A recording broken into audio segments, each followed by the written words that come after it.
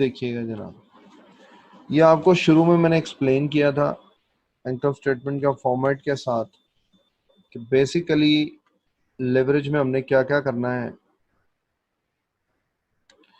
इसमें मैंने बताया था कि पहला लेवल है हमारा जिसको हम कहते हैं वो क्या है, ऑपरेटिंग लेवरेज। ठीक है, ऑपरेटिंग लेवरेज जो है वो बेसिकली इस काम को कहते हैं कि जहां पर हम फिक्स कॉस्ट को कंट्रोल करते हैं और उस फिक्स कॉस्ट को कंट्रोल करने से हमारी जो सेल्स का इम्पैक्ट है वो हमारे ऑपरेटिंग प्रॉफिट पे बढ़ जाता है। ये एग्जांपल थी उसकी, आपके सामने ये मैंने बनाया था, जिसमें मैंने बताया था आपको कि हम सेल्स के दरमियान और ऑपरेटिंग प्रॉफिट के दरमियान जो जितनी भी फिक्स कॉस्ट हैं, चाहे वो कॉस्ट ऑफ गुड सोल्ड की हैं या ऑपरेटिंग है, उनको मिनिमाइज करते हैं, उनको कंट्रोल करते हैं। और अब उस सेल्स की इंक्रीज का, ग्रोथ का इम्पैक्ट जब हम ऑपरेटिंग प्रॉफिट में इन्हांस करते हैं, इसको कहा जाता है ऑपरेटिंग लेवरेज। फिर पिछली क्लास में हमने जो डिस्कस की थी दैट वाज फाइनेंशियल लेवरेज, जहां पर हम ईबीआईटी यानी ऑपरेटिंग प्रॉफिट का इम्पैक्ट ईपीएस के ऊपर बढ़ाने की कोशिश करते हैं। और उसके अंदर हम दो तरह की फिक्स कॉस्ट को कंट्रोल करते हैं, एक इंटरेस्ट से रेलेवेंट और एक प्रेफरेंस डिविडेंड से रेलेवेंट। अभी इसी के ऊपर एक सवाल मैं कराने लगा हूँ 13-14। उसके बाद हम डिस्कस करेंगे टोटल लेवरेज को। ठीक है, टोटल लेवरेज जो है वो इन दोनों लेवरेजेस का कॉम्बिनेशन है, ऑपरेटिंग और फाइनेंशियल लेवरेज का। ठीक हो गया। तो एक और रिमाइंडर मैं दिखा दूं, जो लास्ट क्लास में हमने फॉर्मूले किए थे वो फॉर्मूले करा देता हूं तुम लोगों को रिकॉल। ये जनाब हमने डिग्री ऑफ फाइनेंशियल लेवरेज के लिए दो तरह के फार्मूले किए थे। ये ऊपर वाला फार्मूला था परसेंटेज चेंज के हवाले से, और ये नीचे वाला फार्मूला था जो मैंने कहा था फिगर्स के हवाले से, EBIT divide by EBIT minus interest minus PD over 1 minus T. Interest का बेसिकली यहाँ पर सिंबल होगा कैपिटल आई, ये मैंने ये सिंबल बनाया हुआ है यहाँ पर। ठीक हो गया। अब जनाब हम सवाल शुरू करते हैं 13-14। पेज नंबर है 550, उसके ऊपर या 551 है, प्रोबेबली 51 है, 551 है जनाब। तो ये प्रॉब्लम है, पेज है 551। जिनके पास बुक है वो खोल लें, जिनके पास नहीं है, क्वेश्चन मैंने इसीलिए कॉपी किया है यहाँ पर ताकि हम इसको देखकर यहाँ से कर सकें। अच्छा जी, अब वो कहता है Wells and associates has an EBIT of $67,500। EBIT आ गई, interest cost are $22,500 and firm has 15,000 shares of common stock. ये हमारे आउटस्टैंडिंग शेयर्स हैं जिनकी मदद से हम ईपीएस निकालेंगे। उसके बाद अज्यूम 40% टैक्स रेट, ये हमारा कैपिटल टी है, टैक्स रेट है। ये डीएफएल गई, वो ए पार्ट में कहता है use the degree of financial leverage formula to calculate the DFL for the firm. तो फार्मूला अभी पीछे मैंने आपको दिखाया था, मैं रिकॉल भी कर देता हूं कि degree of financial leverage DFL is equals to EBIT divided by EBIT minus I minus preference dividend PD divided by 1 minus capital T का टैक्स रेट। तो अब ए पार्ट सॉल्व करने के लिए हम इसमें वैल्यूज डाल देते हैं। तो D F L is equal to EBIT उसने दिया है 67,500। कैलकुलेटर्स तैयार रखें जनाब। 67,500 minus interest 22,500 minus preference dividend उसने कोई दिया ही नहीं, जिक्र ही नहीं किया, तो इसका मतलब 0 divided by 1 minus tax rate है 0.4, 40%। जी प्लीज सॉल्व करें, कितना आ रहा है। तो ये जनाब मेरे पास फाइनल डीएफएल का आंसर आ गया 1.5। अब इसकी इंटरप्रिटेशन क्या है? इसकी इंटरप्रिटेशन बड़ी सिंपल और सादी सी है, वो ये है कि जब भी ईबीआईटी में 1% की तब्दीली आएगी तो ईपीएस जो है वो 1.5% तब्दील होगा। क्योंकि हम कह रहे हैं ना कि डीएफएल की डिग्री 1.5 है, इसका मतलब है ईपीएस की तब्दीली 1.5 गुना है ईबीआईटी की तब्दीली के मुकाबले में। तो इसका मतलब है कि इस बिजनेस के अंदर डिग्री ऑफ फाइनेंशियल लेवरेज, यानी फाइनेंशियल लेवरेज एग्जिस्ट करती है और 1.5 गुना एग्जिस्ट करती है। इसका मतलब है अगर प्रॉफिट 100 रुपए से बढ़ेगा तो ईपीएस 100 रुपए से तो नहीं कहूंगा मैं, पर उससे 1.5 गुना परसेंटेज में 1.5 गुना उसका इंक्रीज आएगा। क्लियर है? करें आगे हैं सी पार्ट। सी पार्ट में वो कहता है जनाब, if the firm also has 1000 shares of preference stock paying a $6 annual dividend per share, what is the degree of financial leverage, DFL फिर क्या? तो जनाब सी पार्ट के एतबार से अब उसने जो पहले ए पार्ट में प्रेफरेंस डिविडेंड 0 था, अब उसने इंफॉर्मेशन दे दी है जो कि 0 नहीं रहा। अब यहाँ पर प्रेफरेंस डिविडेंड पीडी की इंफॉर्मेशन आ गई है। वो किस तरह कि 1000 शेयर है और एक शेयर के ऊपर $6 का प्रेफरेंस डिविडेंड है। तो इसका मतलब है कुल जो डिविडेंड बनेगा वो डिविडेंड बनेगा $6000 का। किसी मैं आगे बढ़ता हूँ, डेटा पुट करूंगा जनाब। ईबीआईटी वही है 67,500 whole divided by 67,500 minus interest cost 22,500 minus preference dividend, ये मैंने वर्किंग की है ऊपर 6,000 की, 6,000 डिवाइडेड बाय 1 माइनस 0.4 का टैक्स। जी सॉल्व करें, पहले ये वाला ब्रैकेट सॉल्व करें, ये जो ये वाला ब्रैकेट है ये सॉल्व करें, फिर ये सब 1.928 जी जनाब 1.928 जी जी मेहरबानी, मैं बता रहा हूँ 1.93 कर लेते हैं 28 को राउंड ऑफ करके, ठीक हो गया जनाब। तो ये जनाब हमारे पास डिग्री ऑफ फाइनेंशियल लेवरेज आ। अब ये क्या इंडिकेट कर रहा है? ये इंडिकेट कर रहा है कि जैसे जैसे आप फिक्स कॉस्ट वाले एलिमेंट्स को अपनी फाइनेंसिंग में ऐड करते जाते हैं तो आपकी जो फाइनेंशियल लेवरेज है वो बढ़ती जाती है। पहले प्रेफरेंस डिविडेंड 0 थे, नहीं थे, सिर्फ इंटरेस्ट था, डेट था, तो हमारी लेवरेज थी 1.5। जैसे ही हमने प्रेफरेंस डिविडेंड ऐड किया तो हमारी लेवरेज मजीद बढ़ गई और वो 1.5 से बढ़कर कितनी होगी 1.93। ये पार्ट ई में जब हम बी और डी में ग्राफ भी बनाएंगे तो यही चीज हमें नजर आएगी कि जो सी का ग्राफ होगा वो हाइयर होगा और बी वाला ग्राफ लोअर होगा। तो ई पार्ट में उसने यही कहा कि discuss the graph of the two financing plans. तो उसमें ग्राफ में हमें यही नजर आएगा कि जैसे ही हमने फिक्स कॉस्ट वाले एलिमेंट वाली फाइनेंसिंग ऐड की है तो हमारी लिवरेज बढ़ गई। और जो एक बिजनेस का भी जो मॉडल है वो इसी चीज पे चलता है कि बिजनेसेस प्रेफर करते हैं ऐसे सोर्सेज ऑफ फाइनेंस जिनकी जिनके ऊपर उनको एक फिक्स्ड अमाउंट का रिटर्न पे करना पड़े, बिकॉज उससे वो अपने प्रॉफिट को, जो ओनर्स हैं या जो पर्टिकुलर बिजनेस की मैनेजमेंट है, वो बिजनेस का जो प्रॉफिट है उसको मैक्सिमाइज कर सकते हैं। क्योंकि उन्होंने बाकियों को एक लिमिट तक पे करना है, उसके बाद वो जितना प्रॉफिट या जितनी सेल्स या जितनी वैल्यू एडिशन करते जाएंगे बिजनेस में, उनका बिजनेस उतना ज्यादा ग्रो करता जाएगा। क्लियर है सब लोग? अच्छा, अब लास्ट क्वेश्चन है आज का, वो हम करते हैं, उसके बाद आप लोगों ने कल वैन हॉर्न रखनी है अपने सामने, हम वैन हॉर्न में से करेंगे ये सवाल। चले जी, लास्ट क्वेश्चन है इस चैप्टर का और इसके बाद ये चैप्टर कंप्लीट है और आज के लेक्चर का भी ये लास्ट टॉपिक है जो मैं डिस्कस करूंगा। कल हम ये चैप्टर वैन ऑन में से प्रैक्टिस करेंगे। वैन ऑन में गालबन ये चैप्टर नंबर 16 है, ठीक है। तो बाकी वो कल फिर जब हम बुक खोलेंगे उसमें से मैं आप लोगों के साथ शेयर कर दूंगा। अच्छा जी, वो कहता है जनाब, play more toys produces inflatable beach balls. Inflatable कहते हैं वो हवा वाले बैलून्स को, ठीक है, जिनमें हवा भरी जाती है। Inflatable beach balls selling 4 lakh balls per year, ठीक है, 4 लाख बॉल वो हर साल बेचते हैं। ये 4 लाख बॉल्स जो हैं ये क्यू है, क्वांटिटी है यूनिट्स की। Each ball produced as a variable operating cost of $0.84। ये वेरिएबल कॉस्ट पर यूनिट है, वीसी है, ठीक है। और ये सवाल जो है ना, ये एग्जाम लेवल का सवाल है, एग्जाम लेवल का क्वेश्चन है। एग्जाम में ऐसा सवाल आता है जिसमें तीनों लेवल ऑफ लिवरेजेस को फाइंड करना हो, ठीक है। अच्छा जी, एंड सेल्स फॉर $1।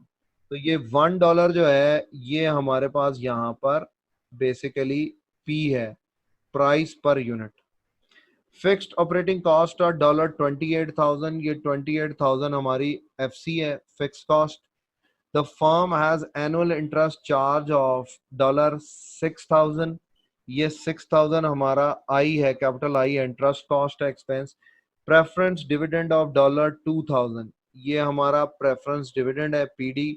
और उसके बाद फाइनली एंड 40% टैक्स रेट, ये हमारा कैपिटल T है, टैक्स रेट है। ये मैंने पूरे सवाल में डेटे को अलग-अलग किया है ताकि आइडेंटिफाई करें कि जो सिंबल्स हम फार्मूलों में लगाते हैं उनमें कहां पर इंफॉर्मेशन गिवन है। सीधा सीधा सवाल है जिसमें ए पार्ट कहता है calculate the operating break even points in unit. Meaning simple सी बात है, आपने BEQ निकालना है, ब्रेक इवन क्वांटिटी निकालनी है। फॉर्मूला था उसका FC divided by P minus VC, ठीक है। तो FC है आपके पास $28,000, प्राइस पर यूनिट दी हुई है $1, माइनस वेरिएबल कॉस्ट दी हुई है $0.84। जी प्लीज यूनिट्स में बताएं कितना आ रहा है, कितने? 1,75,000। शाबाश, 1,75,000। 1,75,000। तो यहाँ पर 1,75,000 यूनिट्स आपके पास आ गए, ठीक हो गया। नेक्स्ट है हमारे पास बी पार्ट। बी पार्ट में कहता है use the degree of operating limit, DOL formula to calculate DOL. तो वो कह रहा है कि इस बिजनेस का डॉल का फार्मूला लगाएं और डॉल कैलकुलेट करें, ठीक हो गया। तो डॉल का क्या फार्मूला था? डॉल का फार्मूला था Q into P minus VC whole divided by Q into P minus VC minus fix cost FC। तो Q है यहाँ पर जनाब 4 लाख यूनिट्स, ये मैंने शुरू में Q बताया। P है $1 पर यूनिट, माइनस VC है आपके पास $0.84 whole divided by 4 lakh units multiply by P यानी कि $1 minus VC $0.84 minus fix cost of 28,000। जी प्लीज आंसर, बिल्कुल भी शर्माए ना, आंसर शेयर करें मेरे साथ।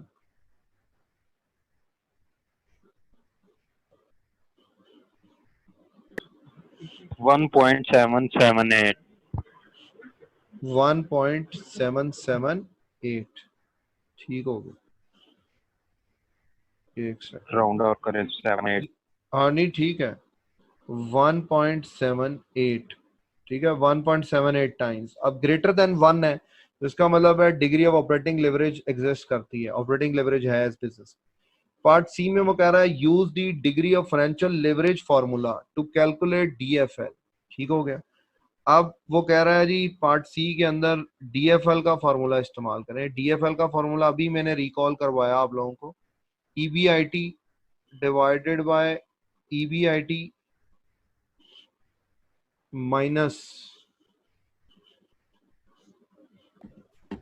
I minus PD over 1 minus T।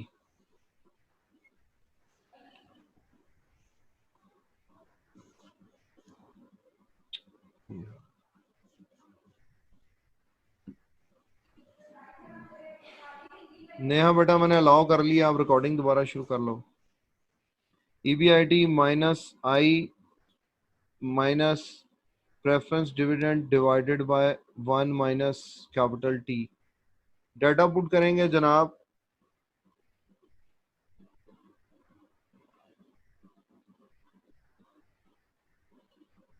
Answer करते जाओ भाई टैली। तो इसमें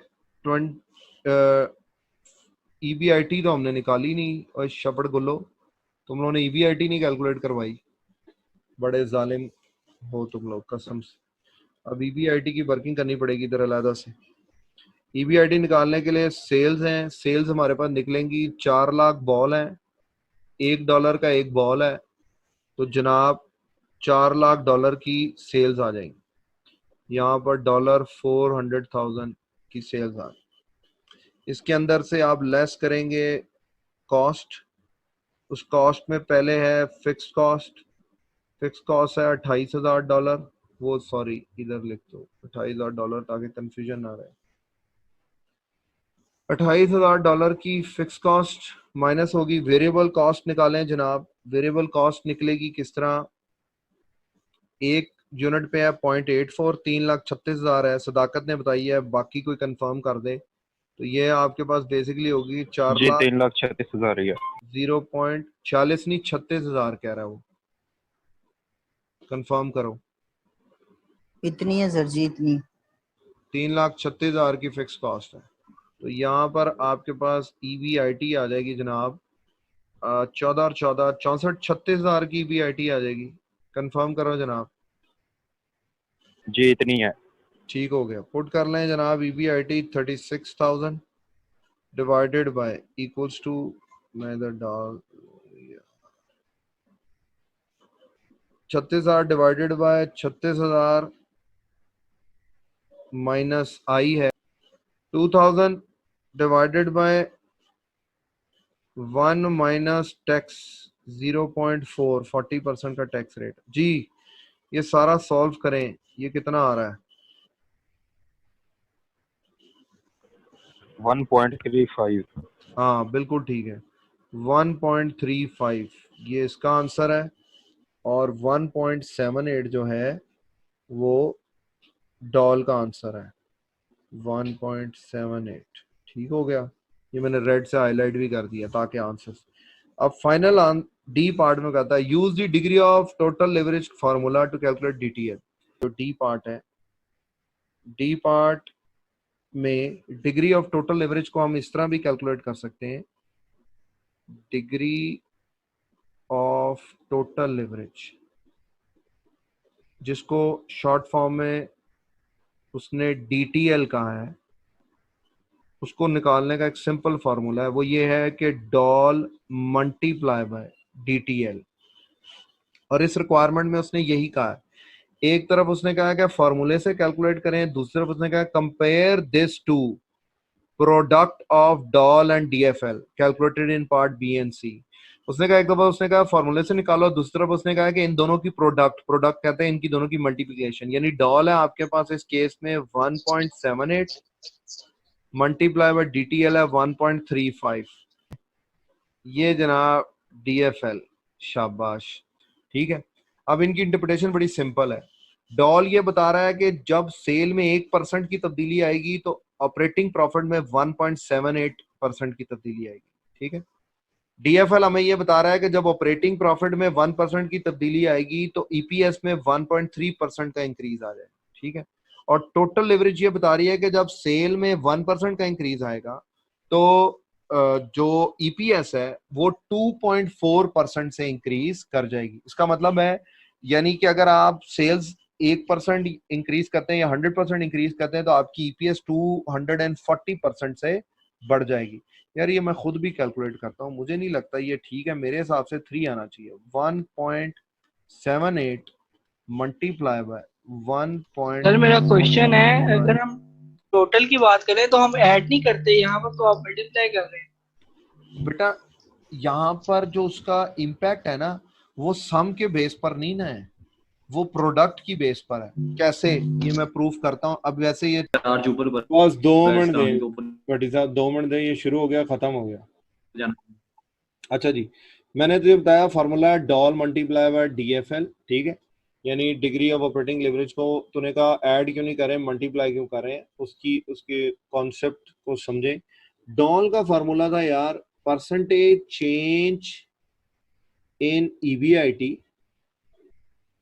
divided by percentage change in sales, ठीक हो गया। और DFL का फॉर्मूला था percentage change in EPS divided by percentage change in EBIT। नुमान फॉलो कर रहा है इसको और बाकी लोग भी। नुमान ओके कर बेटा मुझे, यस ठीक है। अब देख इन दोनों में क्या कॉमन नजर आ रहा है, इधर न्यूमरेटर में परसेंटेज चेंज इन ईबीआईटी है और उधर डिनोमिनेटर में परसेंटेज चेंज इन ईपीएस है। तो इसका मतलब है ये कैंसल हो जाएगा इसके साथ, ये इसका न्यूमरेटर कैंसल हो जाएगा इसके डिनोमिनेटर के साथ। जो रिजल्टेंट आंसर बचेगा ना वो बचेगा percentage change in EPS, sorry EPS सही नहीं लिखा मैंने, percentage change in EPS divided by percentage change in sales. मतलब कि सेल्स की तब्दीली के मुकाबले में ईपीएस की तब्दीली कितने गुना है। जिस तरह के इस सवाल में हमने कहा 2.4 टाइम्स है या 2.40 टाइम्स है, तो इसका मतलब वही हुआ कि सेल में 1% की तब्दीली आ रही है तो उसके मुकाबले में ईपीएस में 2.4 टाइम्स की तब्दीली है। तो जो तू बात कर रहा था ना कि प्लस करके, तो प्लस करके ये ऐसे नहीं हो सकता। ये रिलेशन तभी इस तरह बनता अगर ये आपस में इसकी प्रोडक्ट ली जाती, ये रिलेशन बनता है इस तरह। अब इसको साइंटिफिकली मैं किस तरह प्रूफ कर सकता हूँ ये मुझे नहीं पता, पर ये मैंने तुझे मैथमेटिकली तुझे रिलेशन बना के दिखा दिया है कि ये प्रोडक्ट से ही होगा, ऐड प्लस करके नहीं हो सकता। चलें जी, अच्छा जी, चलें जी, नोट जो कर रहे हैं वो नोट कर लें, अदरवाइज मेरी तरफ से ये लेक्चर खत्म है।